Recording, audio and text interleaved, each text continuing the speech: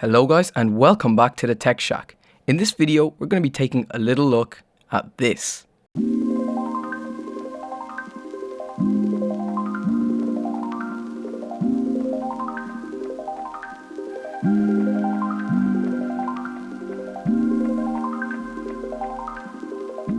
This here is the Samsung Galaxy Note 8, a phone released back in the final months of 2017.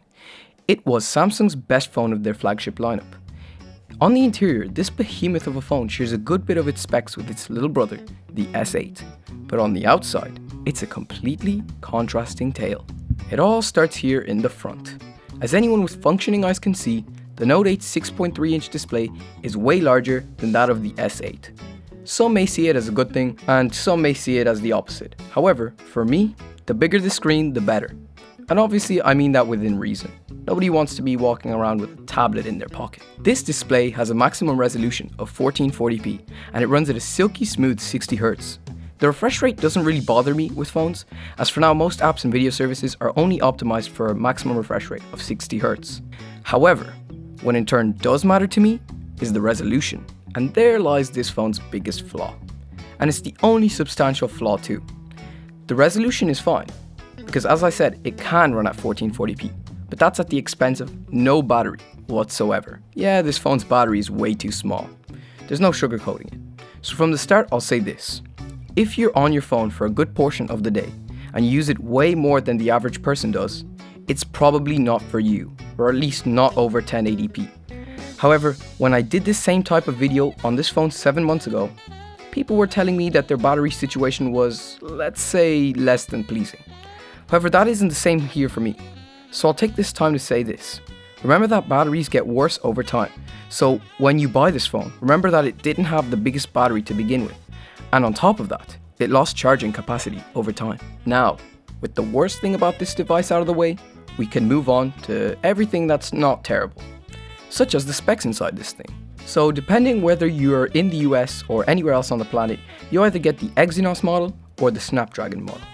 Some tests have shown a marginal performance difference between the two, but realistically, you won't notice, unless you're crazy of course.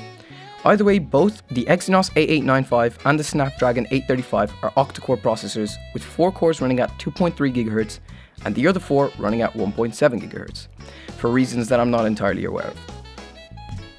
Alongside the 8-core CPU, you also get 6GB of RAM, which in my opinion is the perfect spot between making a phone stupidly expensive and something perfectly usable. I've never used up all 6GB of RAM, but then again I'm just a student, no job or anything like that yet, but I can imagine someone who does do work on the go and might do heavy multitasking, which would make the 6GB of RAM come in real handy. Also, it's worth mentioning that the S8 only has 4GB of RAM, where the Note 8 has 2GB more. This could very well be a reason someone might buy the Note 8 over its little brother. Next, let's head on to the design of this phone. And here, this is where it really shines. I know it's subjective, but I've yet to see another phone manufacturer beat this design. You know when a phone is released, people instantly take preference to a certain color over all others? I don't think that's the case with this one though. I genuinely can't decide which color looks best on this device. I do own the all black one since I bought it secondhand, and you don't really have a choice when you're looking for a good deal. This phone's got glass on the front and back, with metal sides and some nice and clicky side buttons to go with it. I like the way Samsung played it minimal when it came to the writing on the back this time. It only adds to the modern and simple aesthetic I've come to really like today. Down at the bottom resides an endangered species. It's called the beloved 3.5mm headphone jack. Honestly, they should really bring them back at this point, especially now when you consider the phone as a tool. Having extra features would make it, well, more useful. Besides that, we have got the famous USB-C that we've all come to love today. Not much to say there, but it's always a plus having USB-C. So what's the camera like on this, you ask? Well, here's some sample photos.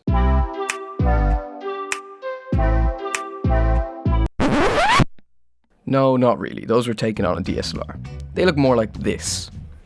Also, the selfie camera's not that bad, but as per most selfie cameras, really, it could be better.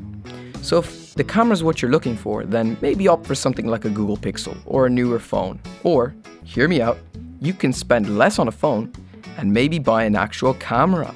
Those photos I showed you were taken on my 130 euro Nikon D3200. with a Nikkor 50mm f2 vintage lens.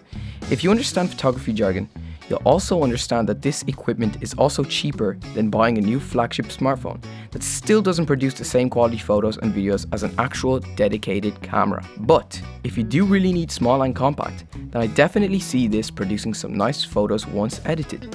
Both of the sensors on the back of this phone are 12 megapixel sensors. However, the main wide angle sensor takes noticeably better photos and video. So the way I see it is, the telephoto lens was more of a gimmick. But you know what isn't a gimmick? Our sponsor, Raid. I'm just kidding.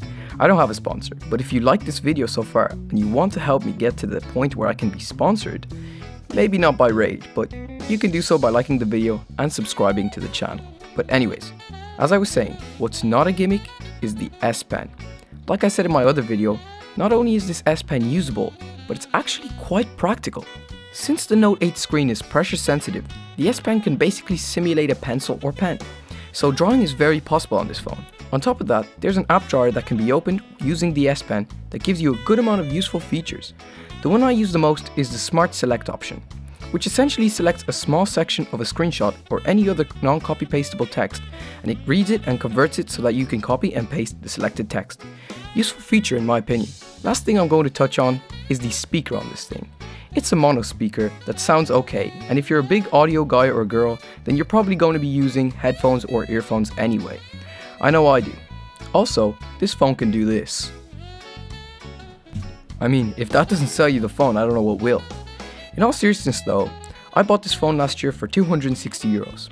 I'll put the pound and dollar equivalents on screen.